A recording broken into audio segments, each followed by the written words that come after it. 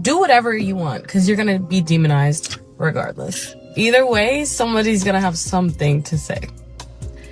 So you might as well have fun with whatever the fuck you're doing. I love playing. A lot of the things I get demonized for, like being sexual online, being sexual in person, flirting, being sensual, loving to dance, loving the way my... Like a cum dump type of, like, you want this, but patriarchy says you can't marry this. Patriarchy says, marry the virgin. But then you the slut behind her back, you lose her trust. You're gonna ruin her life. I want more men to feel safe marrying the whore.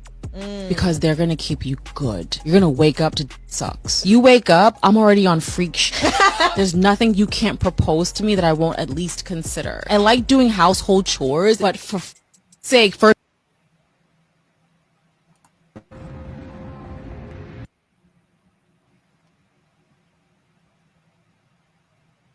My fault. I'm trying to build the ship. See, the thing is, fellas, I 100% agree with this lady, because you can't control a 304 and you can't stop a 304 from being who she is. But what you can control is what woman gets access to you. You can't stop a woman's behavior or misbehavior, right? You only can control the doorway she has into your world. Once you recognize what kind of woman you're dealing with, a lady, a 304, or a gold digger, or a wife, or whatsoever, you adjust your access level. What does that mean? That means create barriers of entry. A hoe only gets limited access. Smash, send her home, and that's it. You don't date the 304, you don't wife her up, you don't build with her. If she's in your space, or if she wants access, so this is the thing, right? Any woman that wants access to you, they got to respect your rules. That goes for the 304, the lady, whatsoever. But in the context of this lady, or this 304 right here, she still got to respect your rules if she wants access to your money or access to your dick. Because remember, hoes like fucking too, right? So that's the only thing you have to adjust for, right? Each woman has to respect your rules to get access to you. But at the same time, depending on what type of woman she is, if she's a 304, she gets limited access. All she gets is dick or smash. You pay her to leave, and she goes. And that's it. it in any way he wants. He would have crawl on my face and exactly. Start at hoe, where you really want to be. A couple weeks ago was my birthday. The plan was that we're gonna have a foursome. See, fellas, characters like this, the Corinne Steffens and the Brittany Renners of the world, when they try to tell you that you should feel secure because they're going to do some kind of short-term pleasure tricks, bedroom tricks for you, and then she said she would consider doing them, not that she would do them. See, fellas, you cannot be fooled by women like this, because this is the same chick, Corinne Steffens, is the same woman that wrote a whole book in the past exposing the alleged people she slept with. So proving why a 304 is not a good investment, especially if you're a traditional guy, or even if you're not a traditional guy, you're a regular smuggler Joe, and you want to pass down legacy, you want to pass down something stable and structured, a 304 is not the best option, because she's always going to be a 304. Always. She's not going to change. Corinne Steffens is not changing. If that's the case, is she married? And is she following what the man is telling her to do? That's the thing you have to ask a lot of these women who claim to be 304s. Are they following every instruction, obeying, being submissive, and being obedient to the man they're with? If they're not doing that, fuck if she can suck your dick. Fuck if she can lick your balls. Fuck if you can wake up and rub your balls across her face. None of that shit matters. The highest thing a woman can give you is not how good she can suck your dick. It's, can she follow your instructions? Can she help you pass down your legacy? Is she in alignment to your rules, your laws? Is she obedient? Is she submissive? Does she respect you? Can she be the vision and the reflection of what you want her to be? Can she be that? If she can't be that, she don't get access to you. And I'll leave you with that.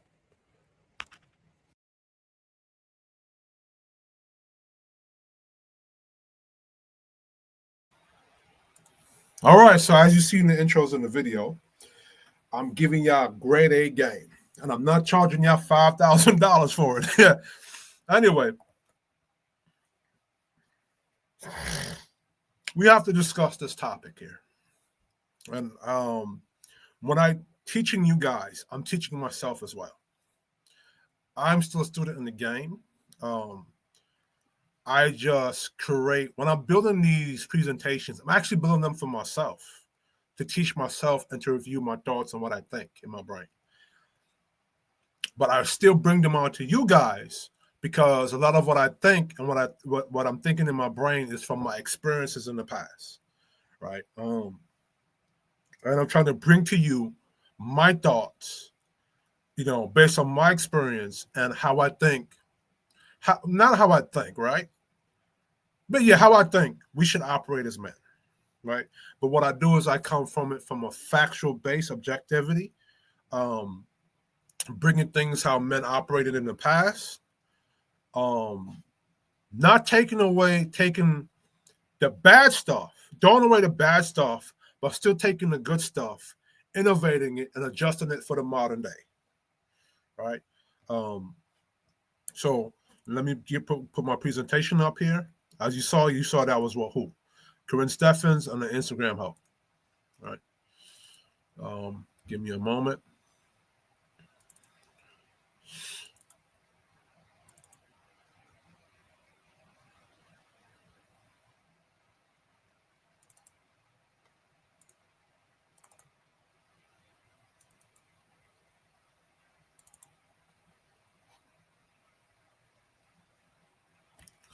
Let me go get some food. Give me 1 second.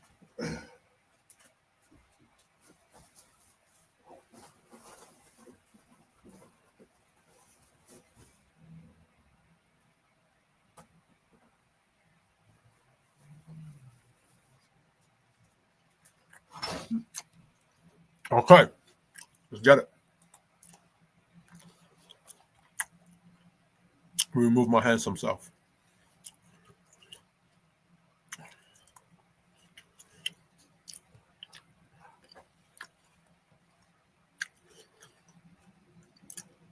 You see that title? Let's go. Do 3 or 4s qualify for traditional or men who want stable, structured marriage?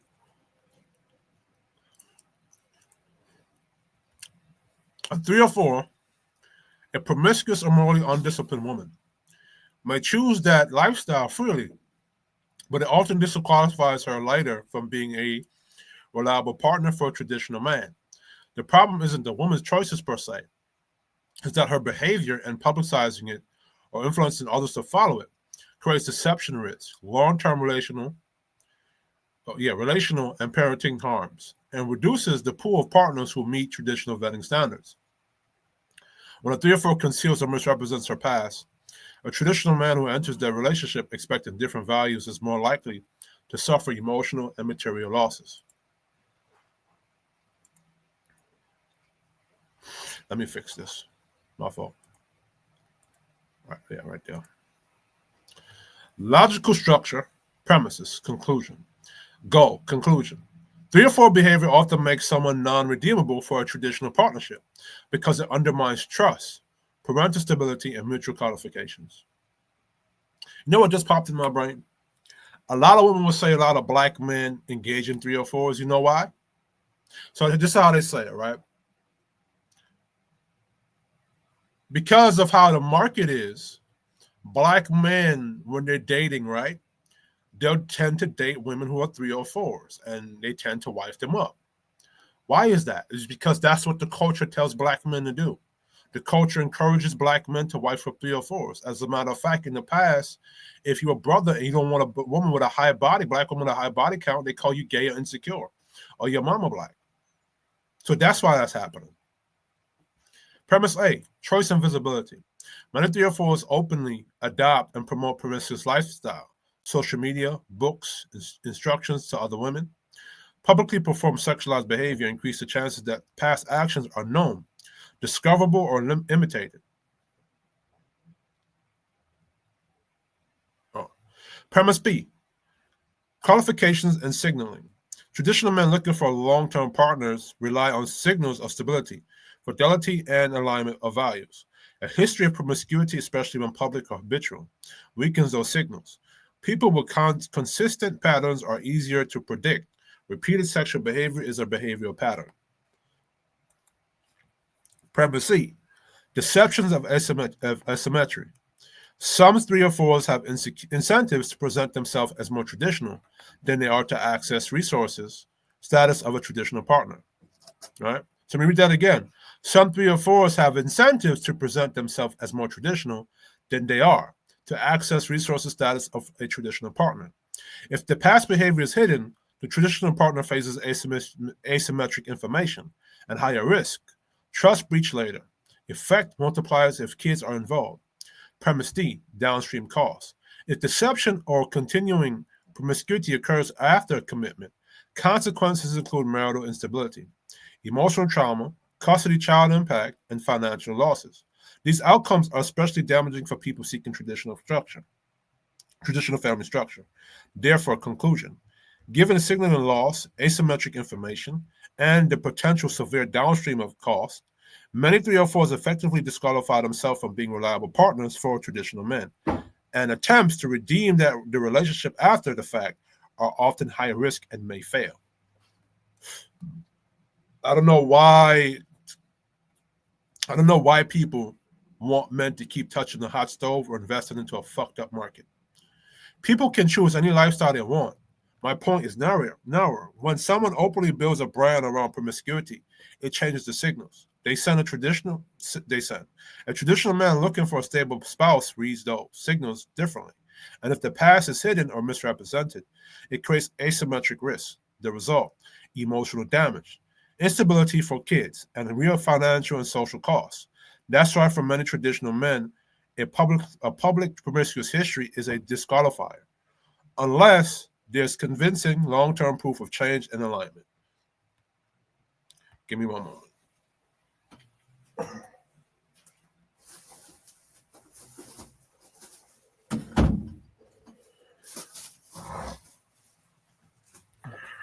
My cat's being an asshole.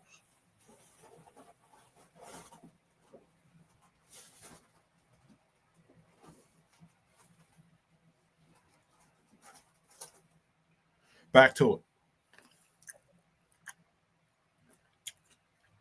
Right?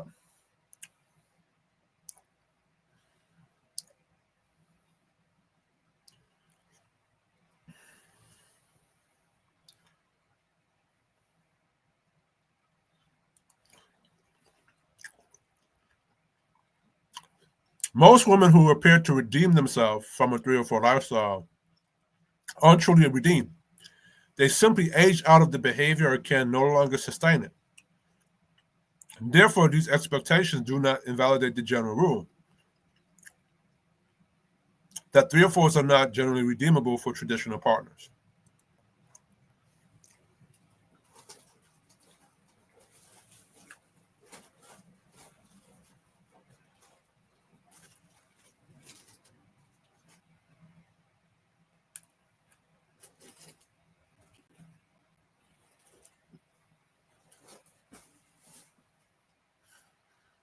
Sorry, I'm eating. This will be my third video I made today.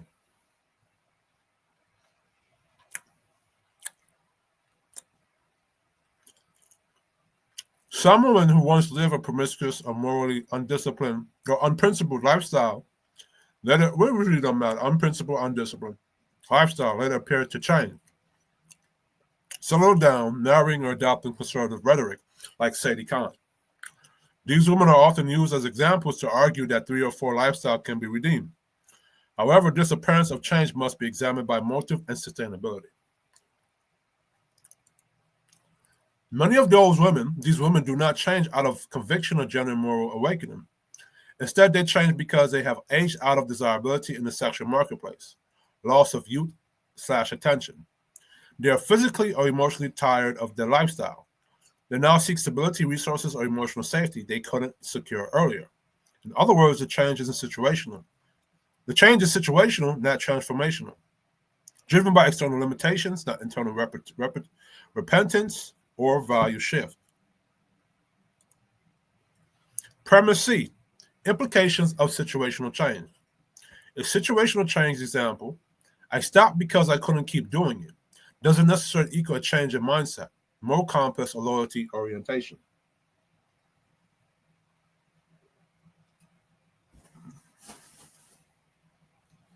My fault, right? When conditions shift, a new opportunity arises, attention returns, the same pattern of behavior could reemerge because the root cause wasn't addressed. Therefore, such women remain high-risk partners for traditional men who value loyalty, discretion, and consistency. And 304s are very inconsistent, and they're not loyal, and they don't have discretion. There are thus two kinds of 304s. The conscious 304, deliberate, dialogical, aware, and often proud of her choices, like I showed in the beginning introduction to this. The conditioned 304, impressionable, conforming, following social trends without full comprehension of long-term consequences. The first is harder to redeem because her values align with promiscuity. She believes it's right. The second one might be more redeemable psychologically because she acted from confusion, not conviction, but she still faces practical consequences, loss of trust, reputation, and damage. Many women weren't born 304s. They were socialized into it. So all those people that tell you, oh, we were naturally promiscuous, women weren't. By a system that rewarded rebellion and punishes modesty. So while the behavior mirrors the same outcomes, the root cause differs. The conscious 304 is unrepentant because she believes her philosophy is correct. The conditioned 304 is regretful because she realizes she was sold a lie. So these are two distinct 304s. But it's hard to tell who's who, right? Both face consequences, but only one is truly capable of inner redemption because she can separate her authentic self from the cultural deception she follows, right? Psychological add-on for context, right? Trend following behavior is real and gendered. Women on average score higher on agreeableness and social conformity, meaning they're more responsive to social approval. When media systems flood validation towards sexual openness, that becomes the path of least resistance. This is known as normative social influence. People adopt behaviors to gain acceptance or avoid rejection. Not every woman that lived like a 304 did it because she wanted to. Some were following trends. Feminism told them it was empowerment.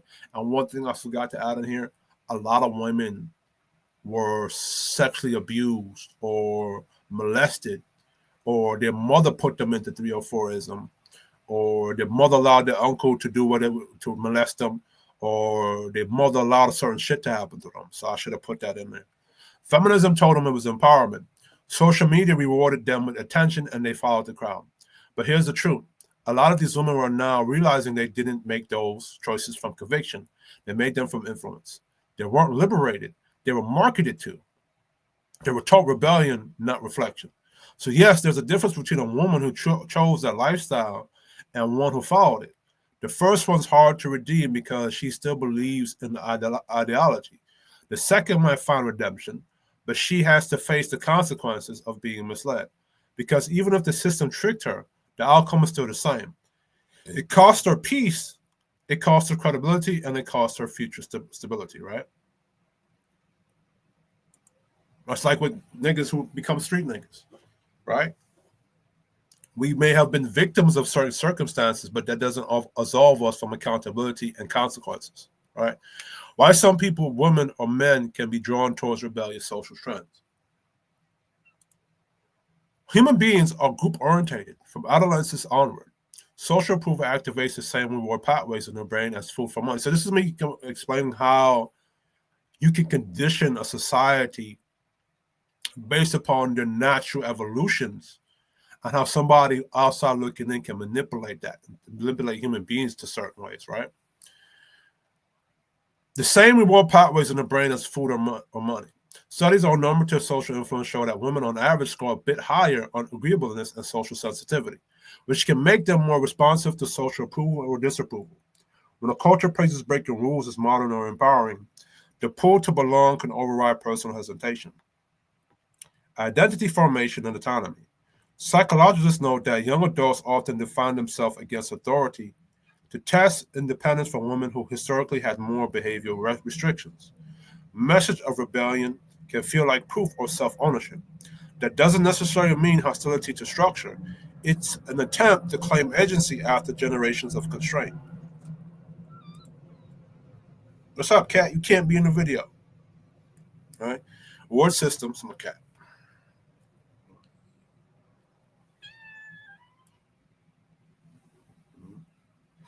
Right. Social media amplifies whatever behavior earns quick validation.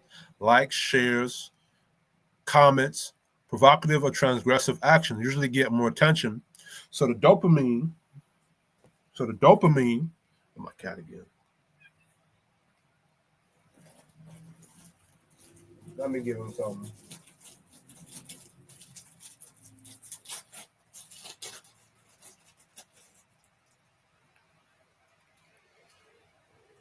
All right. So, provocative or transgressive actions usually get more attention. So the dopamine feedback loop reinforces the rebellious pattern, even if the person's deeper values are conservative. Cultural narratives. Pop culture often frames structure as oppression and rebellion as freedom. When storytelling, music, or influencers repeat the theme, it forms a normative script. Conforming to rebellion becomes a new conformity. Woo! When storytelling music, I'm a bad motherfucker. You understand, because I have ADHD. So in the moments, I'm thinking, and I'm breaking it down. I'm thinking it. And after I'm done thinking the thought, I might not remember it after. So this is why it's important for me to write down my thoughts, right? When storytelling music or influences repeat the theme, it forms a normative script. Conforming to rebellion becomes the new conformity, right? Psychological, I have to go fix my speech patterns, maybe communication school or something like that, so I can articulate and convey my thoughts properly. Maybe learn some new vocabulary. Psychological actants. When people feel their freedom is being limited, they experience reactance, a motivational state that drives them to do the forbidden thing. If a society or household enforces more rules of fear or shame rather than understanding, rebellion can become a psychological countermove to regain control, right?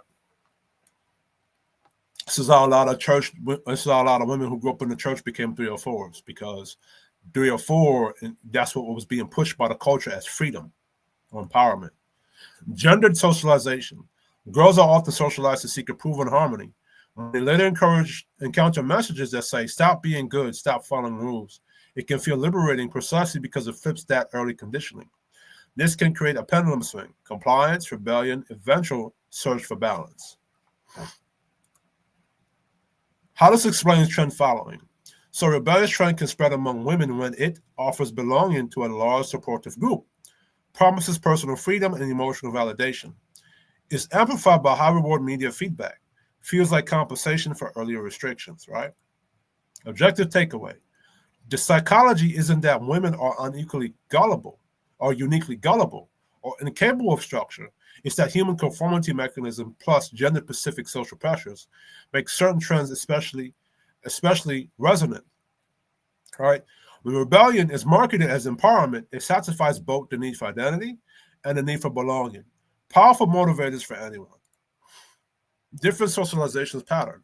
Women are socialized for rational awareness. From early childhood, girls are often rewarded for empathy, harmony, and reading social cues. Be nice, don't make people upset. Men are socialized towards autonomy and status competition. Boys are more, but you know what's so funny? That's now flipped. They flipped that. Boys are more often rewarded for independence and rule making. Be strong, don't follow. Because of that, women tend to keep a sharper radar for social approval and social trends, while men tend to keep a sharper radar for hierarchy and dominant skews. Result: when a culture signal says this is what progressive, admired women are doing, more women notice and adjust to it faster. Right? So what are admired women doing? It's like your Kim Kardashians, your Beyoncés, your Gorillas, those type of people.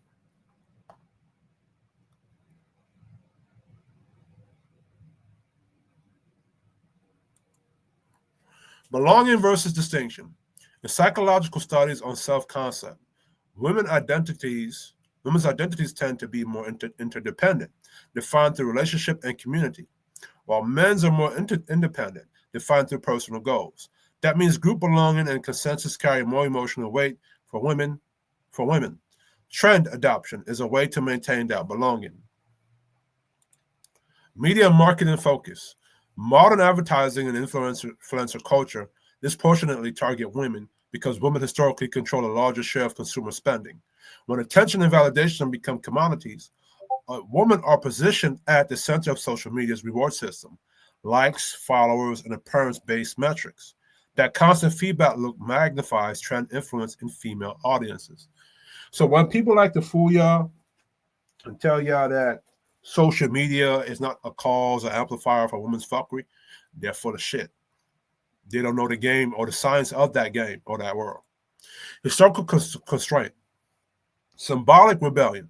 For centuries, social and sexual behavior for women was more heavily policed than for men. When modern culture promotes rule breaking or self-expression, it carries quote unquote rule break, like the chick earlier that I showed you, right? Rule breaking or self-expression, it carries extra symbolic weight for women. It feels like reclaiming something that was once forbidden, like the video I showed y'all earlier. For men, rebellion against structure isn't new, it's normalized. So it doesn't generate the same surge of cultural energy because men have always been bucking. Like men are going to buck or rebel against some shit that's have injustice against it, or they just don't like. Like I think this is the first time in history where the majority of men, at least outside of YouTube, well, maybe it's not, right? Or maybe it's not as. This is the first time it's not as bloody and physical, right? Because when you look at the foundation of America, the men did buck back against Great Britain, right? So maybe that's the rebellion right there.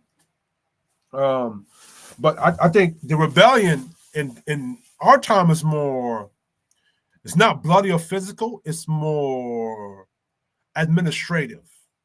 It's more, I'm walking away from this. It's more passport, bro. MGTOW. It's more save yourself, black men. It's just men just doing an administrative thing and walking away, bucking. It is a bucket. It's a perfect analogy. The way you see men today walking away from relationships, not approaching any women anymore, it's more of a psychological, administrative rebellion against a structure, especially this gynocentric structure in. So it's not physical or bloody. It's just more psychological, administrative. And look how the women are complaining about it. That's how effective it is. Men are not hitting women or abusing women or not. They're just walking away and decided not to approach them, not to date them, or not to marry them. And it's not to give them a relationship. And look how more effective that is than the force, than what men were doing during the Victorian age. In my opinion, I think what men are doing now, like with the more administrative or psychological effect of walking away, that holds more effect and weight than what men were doing during the Victorian age, which was more, you want to say more force. You know what I'm saying? Or social shaming. You feel me? Men are not men. When you see the men like the angry man of Tommy Sotomayor, they're shaming women, but they're not really shaming women. They're more talking about the behavior, but they're not individually in these people's face shaming. Right? They're just talking about it objectively. Right? But that has more of an effect than what was being taking place in the Victorian age. Emotional contingent and communication styles. Research in social psychology shows that women score slightly higher on measures of emotional contingent, the tendency to absorb and mirror the emotions of peers. This makes female social networks more responsive to collective moods and social messaging. It's not weakness, it's relational sensitivity. Right? This Yeah. This makes female social networks more responsive to collective moods and social messaging. It's not a weakness, it's a racial sensitivity that can be a strength in supportive cultures, but a vulnerability into manipulative ones. All right? Different social penalties. When men follow harmful trends, for instance, reckless behavior, gangbanging, or whatever extreme ideology, society often punishes them quickly or visibly through legal issues, loss of status, or peer rejection. When women follow harmful trends tied to appearance, sexuality, or empowerment, the early stages are socially rewarded before the cost appears, like with feminism. That asymmetry prolongs the influence cycle on women's side. So hopefully the manosphere can redirect the 100 years of damage, which is going to cost another 100 years to fix that. All right. So I don't know if society is going to be better by that time. The greater visible impact of culture trends on women isn't about intelligence or morality. It's about different social wiring and incentives. When social belonging and external validation carry more weight, mass marketed ideologies, especially ones framed as empowerment, land with more force. All right. So this is now I'm going to take it into how people manipulated how the early human beings developed themselves through thousands of years of evolution. Evolutionary role differentiation. In hunter-gatherer societies, men's survival roles centered around hunting, warfare, exploration, and protection. These activities required focus, silence, and risk tolerance, skills that thrive under isolation of small coordinated male groups. Women's survival roles centered on child rearing, foraging, and maintaining the social web. These tasks benefited from communication, cooperation, and emotional synchronization. For over thousands of generations, men who could endure solitude, stay calm, and act decisively under pressure survived and reproduced. Women who can maintain strong relationships, read emotional cues, and sustain group cohesion survived and reproduced. All right? That long evolutionary division shaped psychology tendencies we still see. Men evolved for task-oriented solitude. They could go long stretches focused on one goal, suppressing emotions to function under stress like hunting or combat. Women evolved for socially oriented cooperation. They relied on shared childcare, food gathering, and emotional bonding for safety and success. The result, women developed higher social sensitivity, reading faces, tone, and emotional shift. Men develop higher stress endurance and compartmentalization, which is not what they call it is a mental issue, according to what these bitches say. Which is just another attack on men. Now, fast forward to the 21st century. The modern environment bombards people with mass communication, social media, validation, and ideological trends, essentially a large-scale village of peer influence. Because women are neurologically and psychologically wired to read, respond to, and synchronize with group emotions, this system hits their evolutionary program more directly. Men, meanwhile, evolved to tune out external chatter while locked into tasks. So they have a natural buffer though not immunity to groupthink or social contingent, right? So men have a natural mechanism, a buffer to groupthink or social contingent, but we're not immune to it. We just developed it to block out certain bullshit to continue on with our day, right? Bottom line, women's evolutionary success depend more on group cohesion and social synchronization, while men's depend more on individual endurance and focus. So in a world where influence spreads through social networks, trends, and emotional signaling, women's strengths in connection become potentially vulnerabilities if the culture itself is toxic or misdirected. All right. So y'all can pause this and y'all can look at it yourself. This too.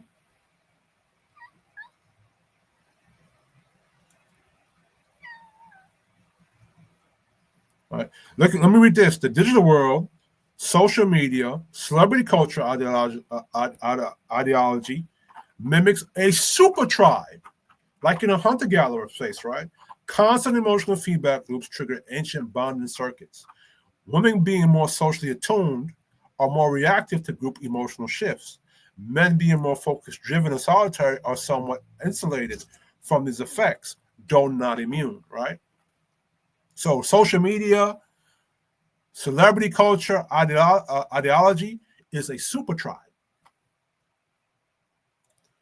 Culture movements like modern feminism and sexual liberation exploited these group dynamics. Women, being more wired for emotional synchronization, become easier targets for ideological influence. Many who embraced these movements weren't inherently rebellious. They were following the dominant emotional current of the social tribe.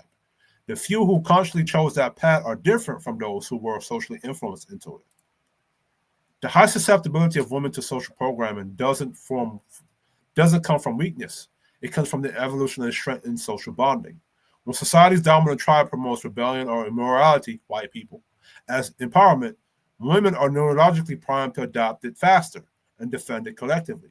Men's evolutionary detachment from social validation gives them a higher resistance, but it also makes them less aware of cultural shifts until effects are already visible. This is why this is why a lot of men during the boomer generations didn't pay attention to the feminism and the shift of it, because it's how we're wired. You know what I'm saying? But guess what? Now we have to pay attention to it because we see the problem, right?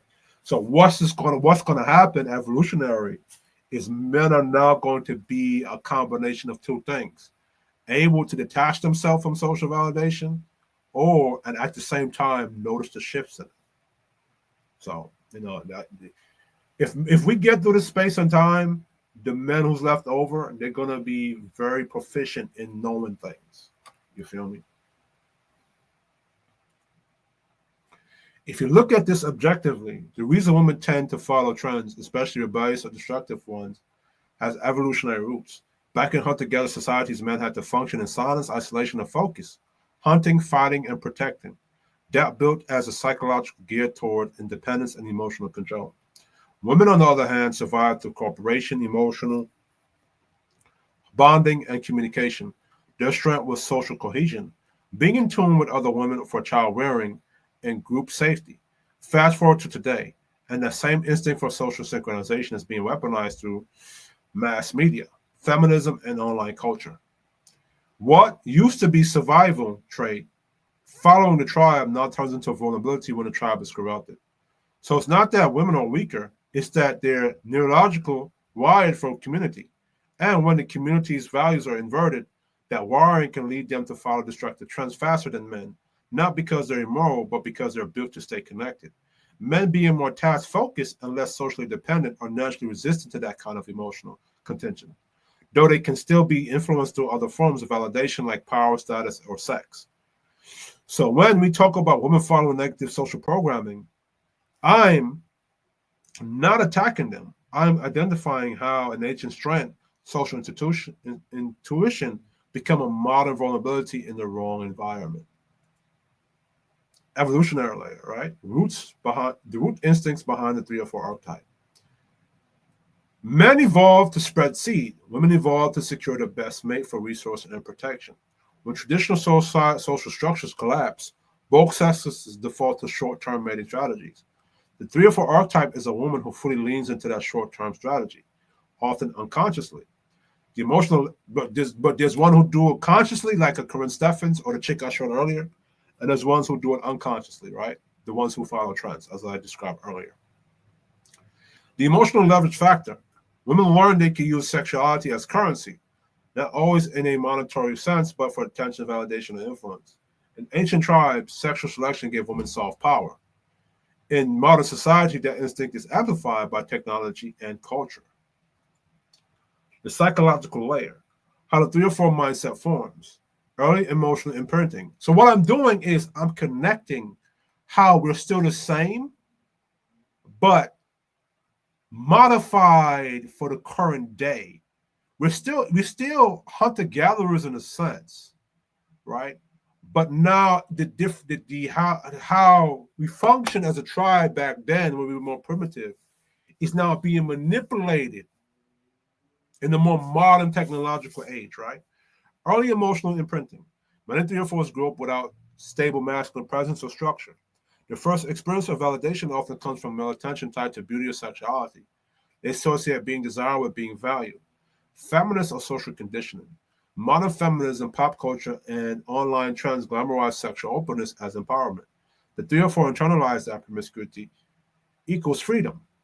Oh, my bad. The 304 internalized that promiscuity equals freedom, but doesn't realize that it erodes her long-term value in the relationship marketplace. Emotional addiction. The dopamine hit from attention and validation becomes a drug. Like you're on Instagram and you shake your ass and you get 1 billion followers. You know what I'm saying? Each new admirer, sexual conquest reinforces the loop. Like a behavioral addiction, the woman begins to chase the feeling of being wanted, not the reality of being loved. The social layer, the environment that rewards the 304. Cultural normalization. Society removes shame and replaces it with celebration. Promiscuity becomes a brand or a hustle, a form of digital capital. Digital exposure, social media acts as a marketplace of validation. The more provocative she is, the more engagement she gets. Like I said, the algorithms reward behavior that would have once been socially corrected. Peer influence. Her friends reinforce it. You go, girl, turning rebellion into shared identity. Over time, it becomes her tribal belonging. Leaving it feels like betrayal. This is how a lot of black women who are good black women get trapped by the sisterhood. So sisterhood is a tribe. You know what I'm saying?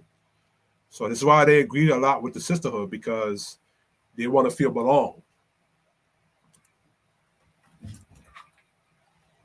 Not my fault. Okay, let's get it. The psychological, philosophical layer. Why she's often not redeemable. Loss of innocence is psychological, not physical. Promiscuity rewires how she views intimacy, men, and herself. Sex becomes transactional, not sacred. Connection becomes strategy, not trust. Once that switch flips, it's hard to unlearn. Not impossible, but rare. Redemption requires humility and repentance, but that means confronting her own choices. The 304 identity thrives on external blame. Men are trash, society made them this way. Most won't confront that inner wound. That's why certain people don't want you to hold women accountable. Because when you hold them accountable to something, they have to reflect on their decisions. And there's a reason for that. I'm going to break it down. Most won't confront the inner wound. They just age out of the game. Incentive imbalance. As long as validation and money are tied to sexual display, there's no motivation to change. Only when the looks fade or the attention dries up does she seek structure. But by then, her reputation and mental imprint often make it difficult to rebuild trust. And as men, you're not obligated to trust that bitch, no, marry that bitch. You don't have to marry. Don't let no nigga tell you you insecure for your own boundaries. Especially if it's a dude. And men, a dude telling you that should know better. The same female instinct that once secured survival through attraction and bond is now exploited by modern systems. The 304 is a mutated or broken woman. She's a distorted reflection of female survival instinct in a corrupted environment caused by feminism. What was once power, feminine allure, becomes poison when disconnected from discipline and purpose, right? So in other words, when you stop following the structure of traditional men. The 304, the promiscuous or morally unprincipled woman, isn't just a random byproduct of modern culture. She's the result of ancient instinct being corrupted by modern system. Back in tribal times, women used attraction, communication, and bonding to secure safety and continuity. That was natural. But when you take that same instinct and drop it into society with social media, broken homes, and feminism, telling women to rebel against discipline, that instinct gets hijacked. So being promiscuous was never natural in the environment. I just debunked that shit. Right? What was natural to women was to find the best guy. Hypergamy, or whatever y'all want to call it. Right? The 304, so that the 304 is a manufactured person, a mutated woman or individual. The 304 learns earlier that her power isn't in character, it's in attention. Every like, every DM, every man thirsting after her becomes a dopamine hit. She's chasing validation, not partnership, right? So women are not going to give up that power. You know what I'm saying? And they're mistaking that short-term power for long-term success. Feel me? And it can be objectively because they're getting money out of it. They're monetizing themselves out of it. But, you know, does that equate to you getting a man? You feel me? Over time, her heart hardens out of malice, but out of survival. right? She learns to use men before men can use her. Sex becomes currency, vulnerability becomes weakness. And here's the truth. Redemption requires humility and accountability, but the 304's whole identity was built on denying those two things. So when people ask if she can be redeemed, the answer isn't that she can't be. It's the most that most won't choose to be, because redemption means letting go of the tension that kept her alive. So the 304 is a villain and a virus like Agent Smith. She's a warning, a symbol of what happens when women, when feminine instinct meets a culture with no morals, no fathers, and no limits. Right. So this is why they don't want you to hold these women accountable. This is why they themselves don't want to be held accountable, because they're going to lose that artificial manufactured image that they have, and that image gives them power. It is what it is, right? Right. So the modern 304 paradox, from Victorian pleasure to digital power. In the Victorian era, promiscuous women were occupied a distinct social class. They were seen as pleasure companions, not wives or mothers. Society separated them from respectable women. Marriage was for purity, while 304s existed outside the moral structure. Their power, so this is for the simpleton iron board thinkers, right? Or flat surface thinkers. A lot of niggas will say, well, you men used to fuck the 304s back in the day. And the women said, looked at that, and they said, well, you guys said you would wife up the good women, but you would only have fun with the 304s. And the woman pretended to be a good woman, and it's your fault because the women are responding to the men. No, bitch, nigga, surface, flat brain motherfucker. It's not that the women are responding to the men. It's that the women are pretending to be something they're not.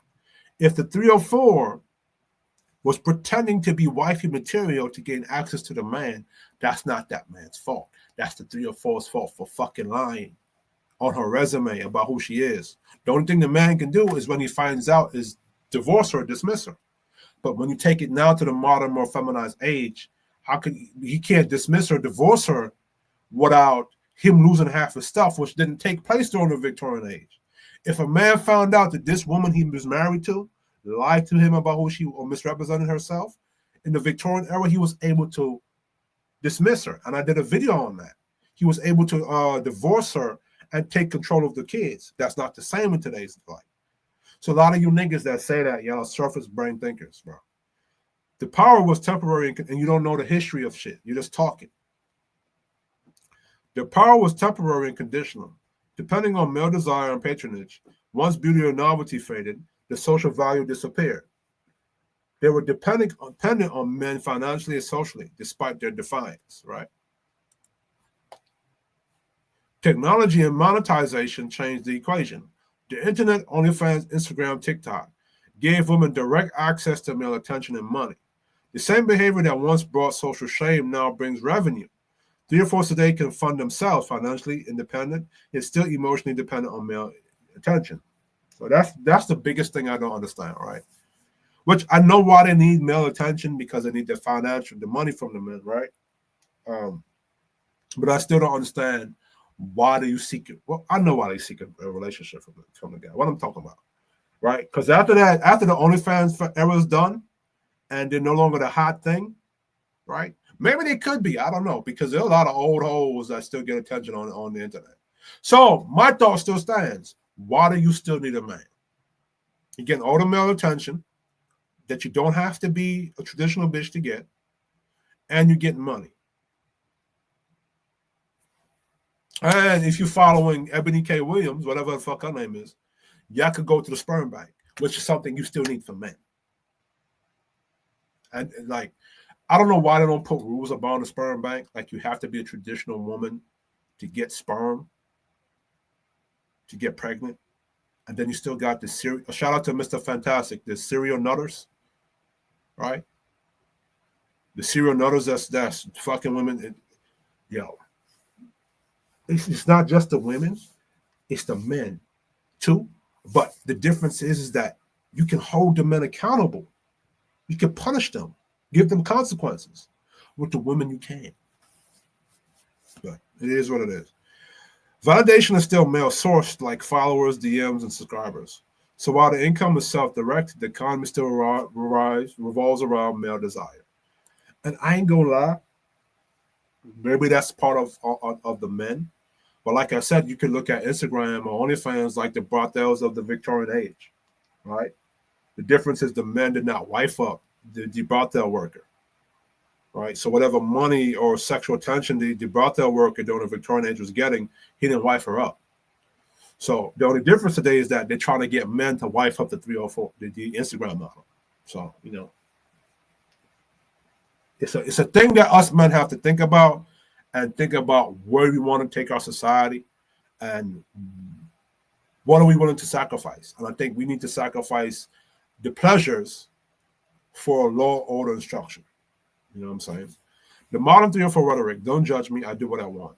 I don't need men is not just rebellion, it's branding. Rebellion sells. Defiance of male authority becomes a marketing angle. I'm independent, I'm untamed, I'm free. This creates a false loop of empowerment. She uses male attention to prove she doesn't need men. Her rebellion depends on the very system she claims to be above. The contradiction, she fights the patriarchy while monetizing patriarchy's gaze. So, men, anytime an OnlyFans bitch start talking shit, y'all should automatically unsubscribe. The psychological layer, which is not most men. A lot of that comes from the simps. So what come to find out, you have a lot of male cucks, especially from the white community, that love to get what this shit they call fandom, female domination. Like they like to get dominated and embarrassed by women. I don't know what the fuck that is. I don't know. Like black men, we have a simp problem. White men have a cuck problem. I don't know what the fuck that is. I don't know. Yeah, white men like to talk about niggas all day, and now white men are saying what black men are doing to you. What are y'all doing to each other? But anyway, deep conflict. She resents needing male validation, but can't detach from it. Public justification. I do it for myself. But the metrics, the views, the likes, the purchases come from male participation. So self-worth remains externally measured. The emotional outcome. Resentment towards men deepens because her value remains tied to their intention. The very thing she claims to reject. Modern exposure and transparency. The illusion is breaking. Digital footprints make it easier to see who's monetizing sexuality. Men can now vet women by searching names, seeing old content, or checking links. Result, the mask of the reformed or low-key 304 is harder to maintain. And so, men, even though, because you got a lot of OnlyFans chicks that wear masks and shit, so you're not going to see them. You might recognize their titty or something, which is a power of compartmentalization, right? But even so, because of a strict vetting process, and you're not wifing them up in 6 months, I would say you vet them for 3 years because of that process, and you're having to hold them accountable to being consistent. You're not rewarding them for bad behavior and inconsistency. For example, say you take a chick out to McDonald's, and then she's being disrespectful to you at that McDonald's. You don't date that chick again. Or say after the McDonald's, she's respectful to you, and then you take it to the McDonald's, and you take it to, like, say, Jubilee's, right? Or Chipotle. And she's disrespectful to you there. You don't keep taking her on a date, right? Say you take her to McDonald's, she's respectful. You take her to Chipotle, she's respectful. Then you take her to Golden Cross next. And she's complaining to, man, you taking me to the McDonald's and you taking me to the Chipotle. Now you're downgrading to Golden Cross. Dismissal. Why? Because you're taking her where you want to take her to go, which means she's supposed to submit to your leadership no matter where you take her. And she's supposed to consistently behave herself, respect you, contribute to the date. What's contribute to the date? Probably pay a gas bill. Probably buy something for you. Buy like a gift. Maybe in the conversation you talked about you liking watches, and she bought you a gift. A watch on one of the dates. Something. She has to consistently be contributing respect, obedience, submissive, and whatever she contributes. And the contribution has to be something meaningful. It has to compliment you. Right? Yo, I need to do a vetting manual, bro. I gotta do a vetting manual. I gotta do that. That shit was great, A game. I just chat right there. But anyway, That's what that is, right? You don't reward. That's how you vet women for long terms of time. Like that's one way, right? When you're vetting for consistency, right? Um, I don't use sex as that metrics because women can give you box and they not like you or not respect you, right? What I use as the metrics is her respect to you, her contributions to you, her submissive to you, meaning no matter where you take her to go. Say you took her to Root Chris, for example. I'm not telling you niggas to go to take the bitch to Root Chris. But say you take her to Root Chris, for example. Then the day you say, you know what, I want to just kick it at home and I want you to cook me some food. If she said, I ain't cooking no nigga shit, dismiss and block her ass. But if she said, okay, cool, she go buy some groceries, that's her contribution. She go buy the groceries. She bring it to your house because you already have the stove in the kitchen or whatsoever. And she cooks you a meal.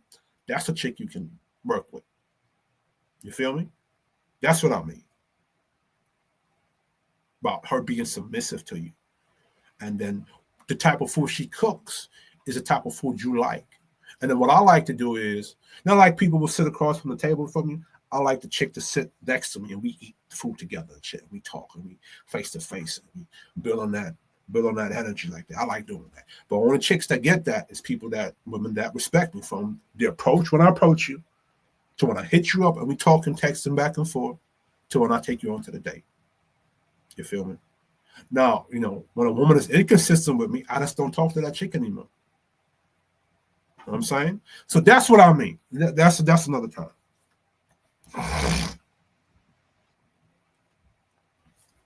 Men can now vet women by searching names, right? Internet created visibility, and visibility created accountability.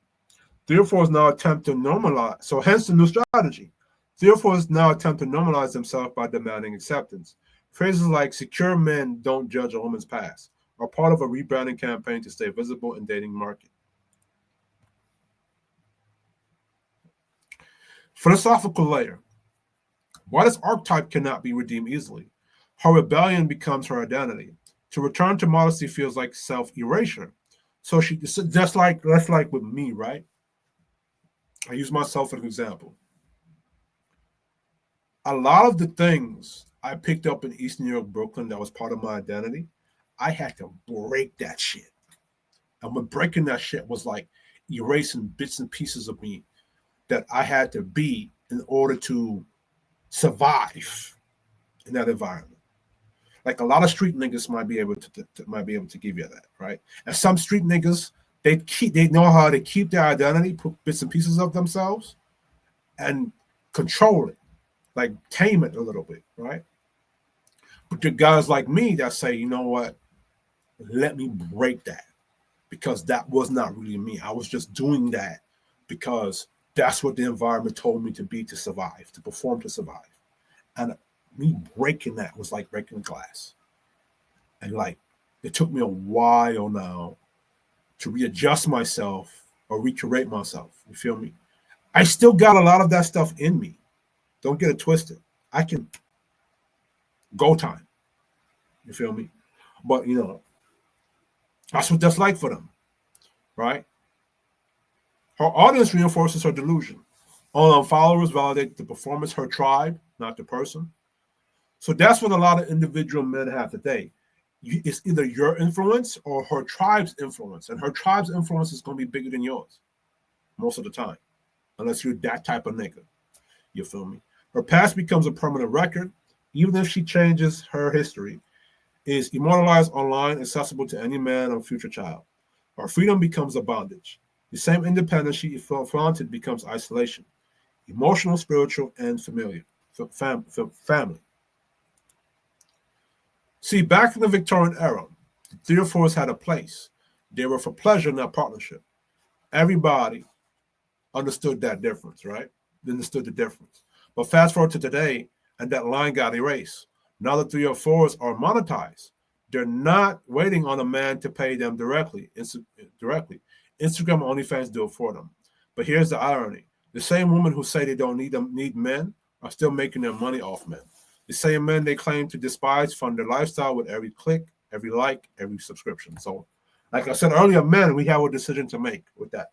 Either we give up pleasure for law, order, and structure, or we maintain what is, right? They say, don't judge me, don't demonize me. But what they're really saying is, let me keep rebelling against your structure while profiting from your attention. So, men,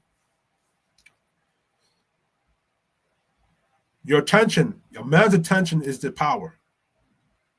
Because your attention gives them money. This is why men, you should very much value your sex and your dick, because that feeds them too. Right? So, think about that. And when I got to think about that too, right? And when the men finally start catching on, when the mask flips and the game gets exposed, they panic. That's why you see Corinne Stephens of the world saying, I misspelled her name, my bad. It's supposed to be a K. Of the world saying, real men should feel secure with 304s. No, that's just rebranding.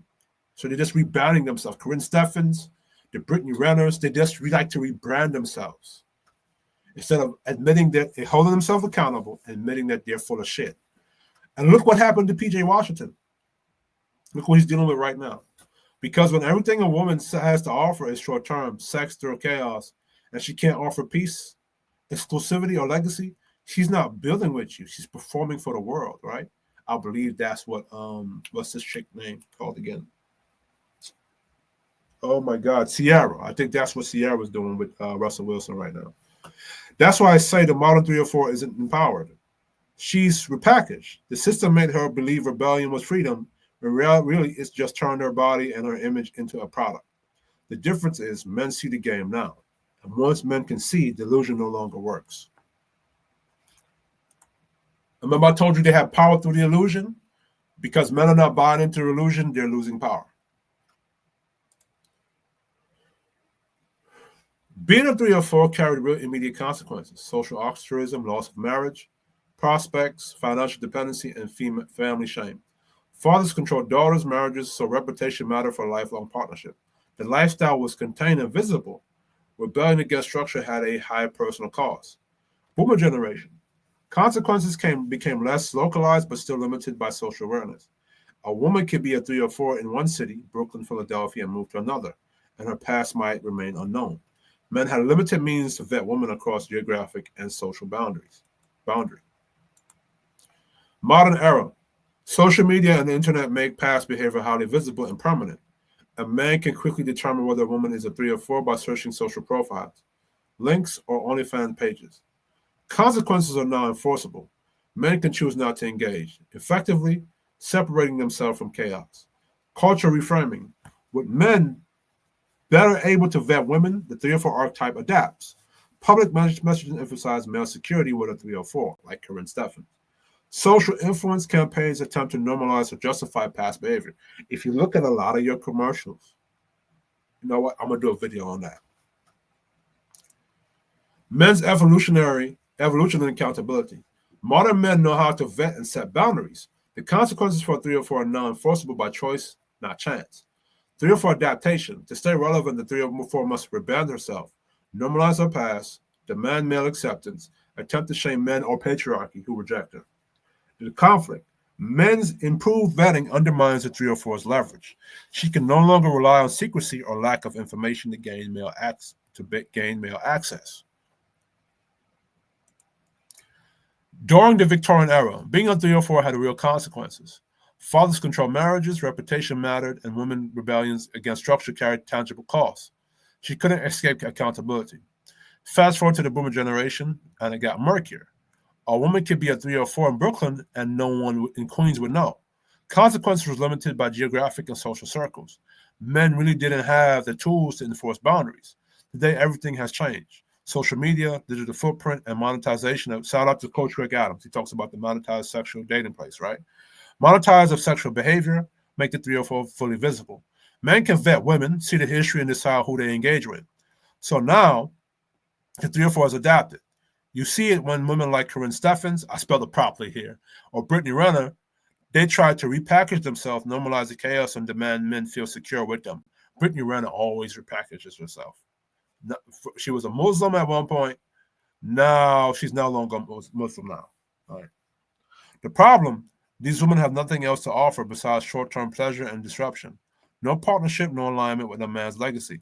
No exclusivity, just chaos. Men now hold the power to enforce consequences by knowing, by choosing, by setting boundaries. The 304's leverage is gone, and the illusion that she can hide or control outcomes no longer works. That's the evolution of the 304.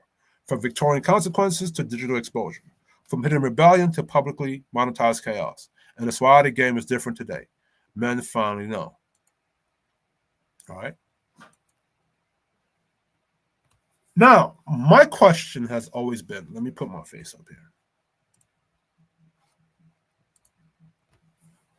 I understand why the 304s do what they do. They convince men to wife them up. I don't understand why a certain group of men called the players and pimps try to get you men to marry the 304s. And we're going to break down the reason why.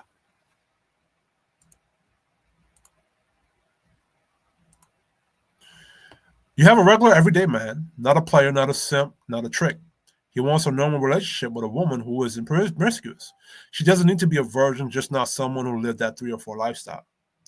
The 304 doesn't try to marry or sell commitment to the players, pimps, or free access.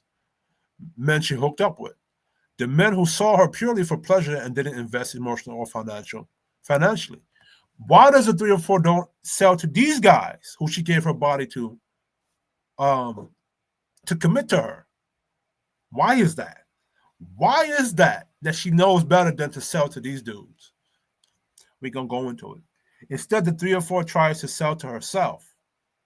Right? Sell herself to, my bad. Instead, the 304 tries to sell herself to the regular man, the one who wants stability and emotional connection.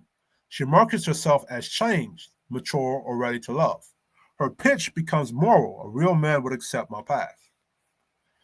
What is your past, right? The player pimp response. Interestingly, the players and pimps themselves rarely, if ever, wife up the same type of woman they exploit. Yet they publicly or subtly encourage average men to do so. They reinforce the message that a real man don't judge a woman's past, or that it's insecure to care about a body count. The core question, why do both the 304 and the player pimp class push the idea that the average man should wife up the 304? And when neither of them practice what they preach. Woohoo! How many players and pimps you see wifing up 304s? But they tell you to do it, and not to be insecure, or you're insecure if you care about their body count. Evolutionary psychology. Men and women have different sexual strategies. Men's reproductive success relies on access to quantity of partners. Women's reproductive success relies on selective and provisioning, quality and resources. Therefore, the 304's instinct is to seek security and stability after she's exercised her freedom. Once her youth or options fade, she shifts for a mating strategy, from pleasure to provisioning. The average man represents safety, consistency, and forgiveness, the very things she avoided in her prime. Players and pimps, on the other hand, don't invest long-term because their strategy is built on access and control, not partnership. But they still benefit when the average man accepts 304s. It normalizes the lifestyle and keeps the sexual marketplace loose, giving them more future access. That's the reason. Why did 304s market to regular men? Regular men are more forgiving and emotionally available.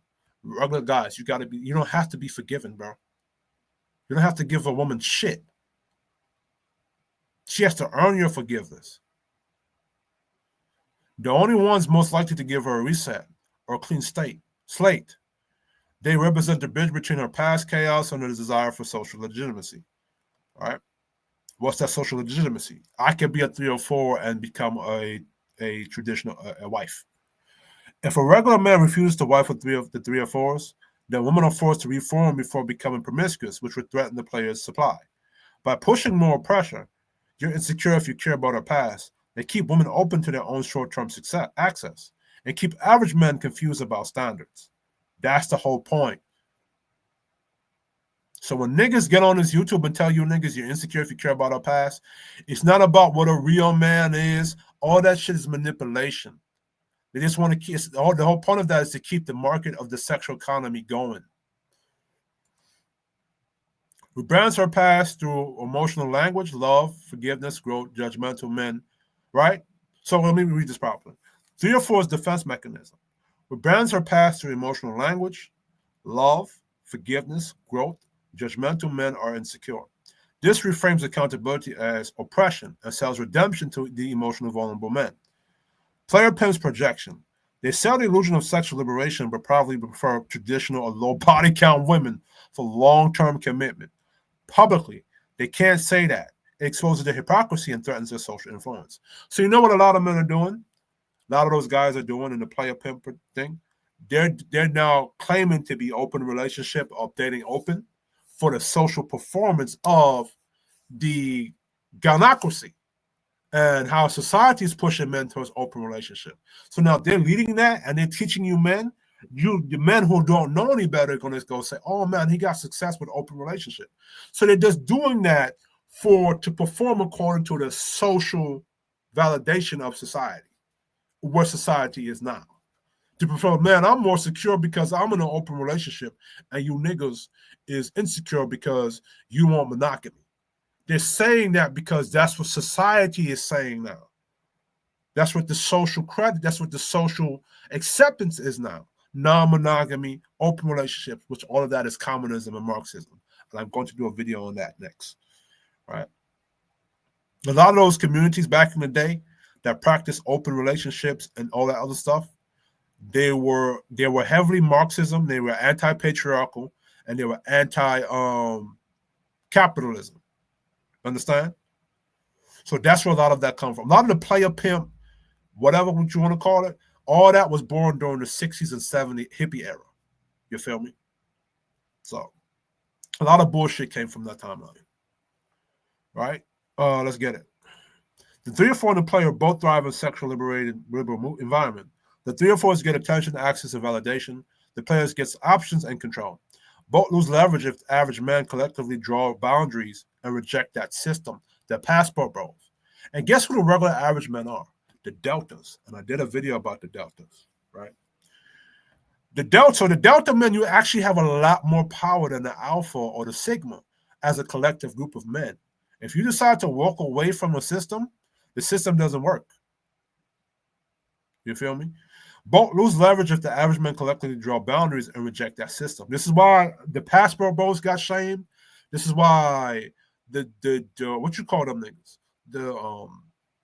The drizzle niggas got shamed. Any movement where men withdraw from the dating market, that's when you start to see the player niggas start shaming them. Because when they remove themselves from that market, there's no more men investing into the 304 economy or the sexual economy that the players benefit from. Why do the players benefit from that? And I'm gonna go deeper on that. See, the player, he doesn't have to take a bitch on a date. He don't have to be traditional for the bitch. He could just be dick. Meanwhile, the average regular dude that they call sucker or square, you're taking the chick out on dates. So he doesn't have to fulfill that role because another guy is doing it. So now when the guy who they call the sucker, the regular dude, removes himself from contributing to that, now the women are saying, shit, why would I give access to the player? Or she's going to demand the player give her certain things. Because the regular news, who they call suckers, no longer doing that. So it fucks up their economy or the ecosystem for the player. So that's why they shame you guys to keep reinvesting into the bullshit market we have here, instead of fixing it and holding the women accountable, which they don't want to hold the women accountable because it's easier access to the sexual economy. Therefore, both have a mutual incentive to shame and manipulate the regular man into compliance. You're insecure if you want a woman with standards. You're weak if you care about her past. Real men don't judge women. This isn't a moral emotional. It's a market preservation. In modern sexual marketplace, the 304 and the player form an unspoken alliance. They keep regular men confused and compliant. The 304 markets redemption to average men because they represent safety, legitimacy, and long-term stability after she's expanded her youth. The player and pimp class encourage this dynamic. And I did a video about the different social classes of men already, right? Because it normalizes promiscuity, keeping the pool sexually available woman large while shielding them from accountability. Both archetypes rely on the regular man's moral forgiveness, but never practice it themselves. The result is a cultural double standard.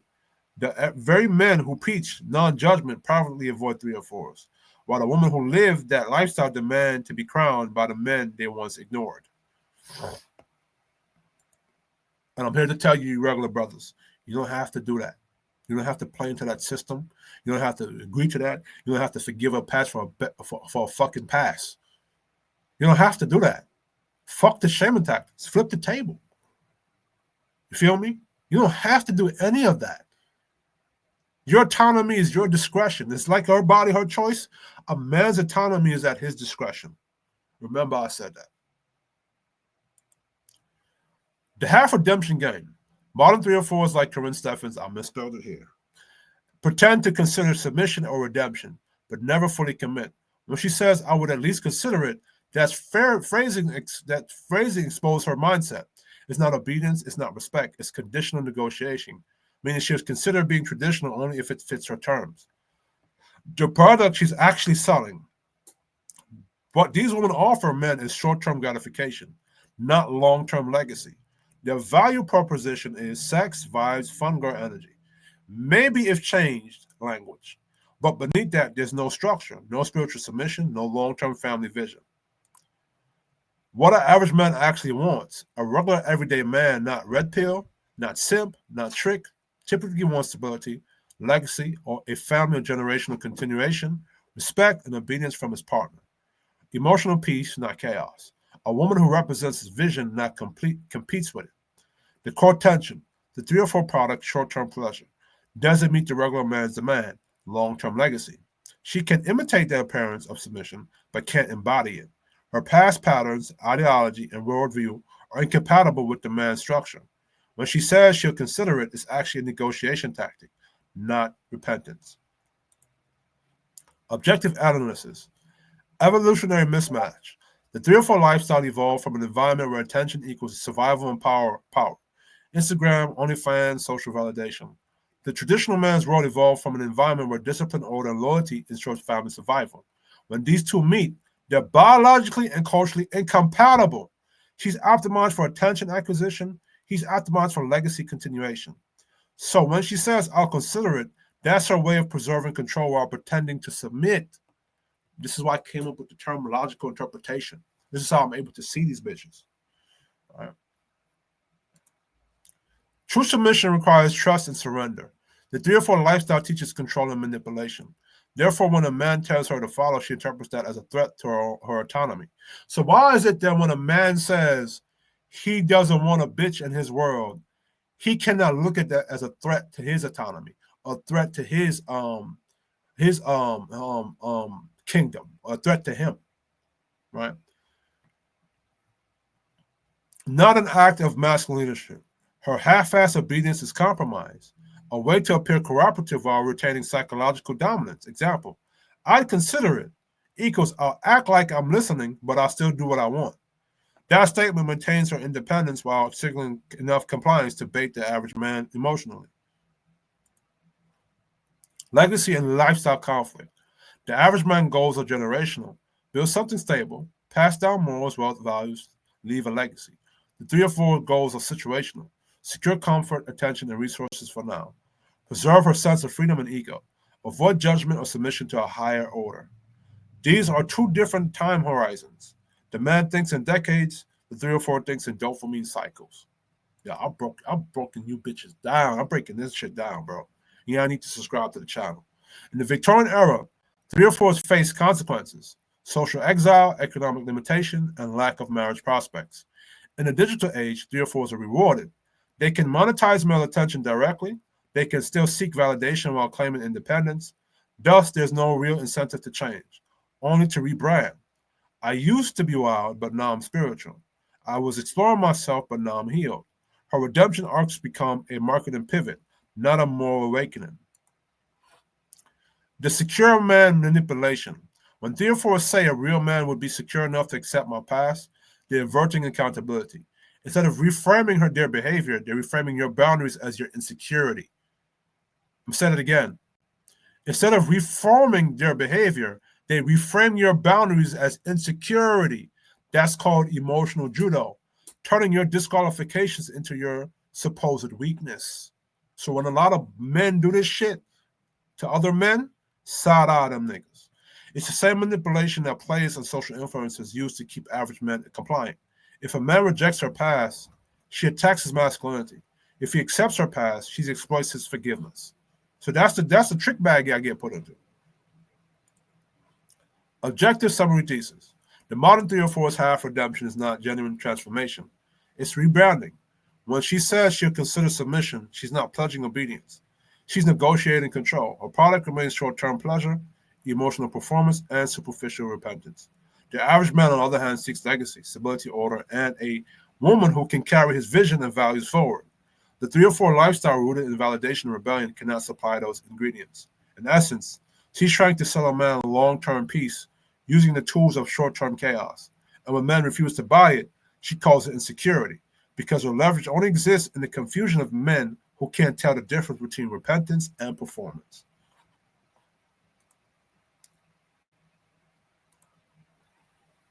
I'm going to take a break. So y'all can pause the video and read that yourself, right? Emotional contingents and social contingents are conditions, dependencies, and triggers that guide how humans make decisions, not based on logical principle, but based on emotional reward and social consequence. They're the invisible system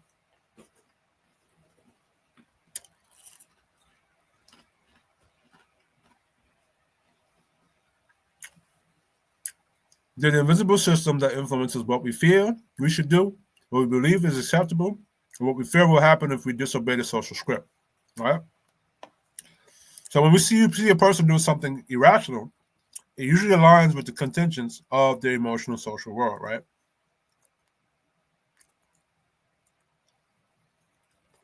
So y'all can pause the video and watch this. Y'all can pause the video and look at that. Y'all can pause the video and look at that.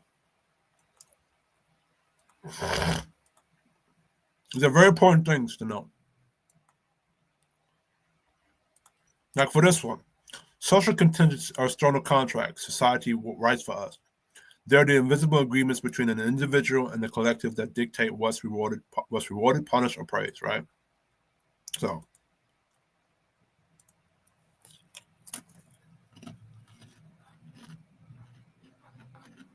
right? So emotional contingents make you feel compelled.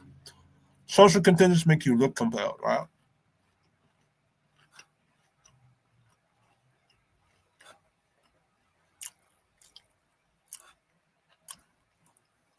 Right? So, for example, a woman promotes promiscuity because emotionally it makes her feel powerful, emotional contingent. And socially it earns her likes, validation, and attention from peers, social contingent. A man suppresses his natural leadership because emotionally he fears rejection, emotional contingent. And socially he fears being labeled controlling or misogynistic, social contingent. So this is the game society is playing on us.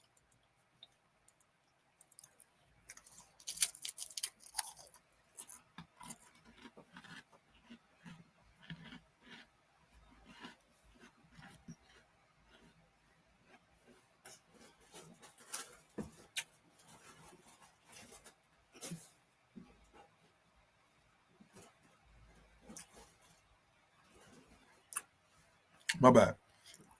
The 304 archetype is as a cultural virus, structured breakdown. In this framework, the 304 isn't a person, it's a program, a behavioral code that spreads through music, social media, and peer influence, teaching women to rebel against structure, loyalty, and restraint. It's not female or male itself. It's a pattern of chaos that invades moral systems, right? The culture host, media industries influencer, culture, and corporate feminism that were rebellion and sexual exhibition. Vector, social networks that monetize attention. Shout out to Coach Rick Adams, the monetized marketplace. Every like is a new infection site. Mechanism, emotional contingent. Women see their other women gaining status or money. The rebellion and imitate it. This is what makes it viral. It multiplies through imitation. Symptoms of infection. When the 304 program installs itself in the host, certain traits appear. Rejection of structure sees obedience and loyalty as oppression. Masqueraded independence claims self-empowerment while depending on male attention or validation. Evangelism persuades others to join, defending dysfunction as freedom. Yes, I said it, evangelism. Right? Identity erasure Self becomes a brand, not a person. The virus doesn't just corrupt individuals, it destabilizes the ecosystem that keeps men and women cooperative, right? What does that mean? Family structure dissolves, emotional intimacy becomes transactional, generational transmission of virtue breaks down, masculine leadership is portrayed as abuse, female integrity is redefined as performative rebellion. Antivirus response. The counterforce isn't hatred of women, it's restoration of order. Culture firewalls, fathers, mentors, and media voices who name the program for what it is. Value code reinstalls. Honor, loyalty, modesty, and discipline reintroduced as strengths. Truth immunization. Education that shows cause and effect between rebellion and chaos, right? Which the manosphere has been doing, well, I say the black manosphere, more specifically the Angry Man and Obsidian and Fantastic a little bit. Right? The 3 or 4 functions like a self-replicating cultural virus. It promises freedom while eroding the value structure that makes freedom meaningful. It spreads through envy and validation loops, turning rebellion into fashion. The antidote isn't softness, it's clarity, naming the behavior, tracing its code, and restoring the principles that once protected both men and women from self-destruction. Right? The purpose of players in the marketplace. Player men who exploit women for sex and validation keep the current market profitable, emotional, and social. They need the market to stay chaotic or over-sexualized, and female validated otherwise, their leverage disappears. They shame traditional or passport men who opt out because those men threaten the illusion of value in the corrupted system. The system collapses if men stop playing the game. If men stop approaching, simping, or chasing, the attention economy dies. All right, so this is me breaking down you player niggas. Since you could break down everybody else, you could break down the manosphere, you can break down Red Pill, you can shame everybody and Dirty Mac on everybody. It's time to expose and shame you.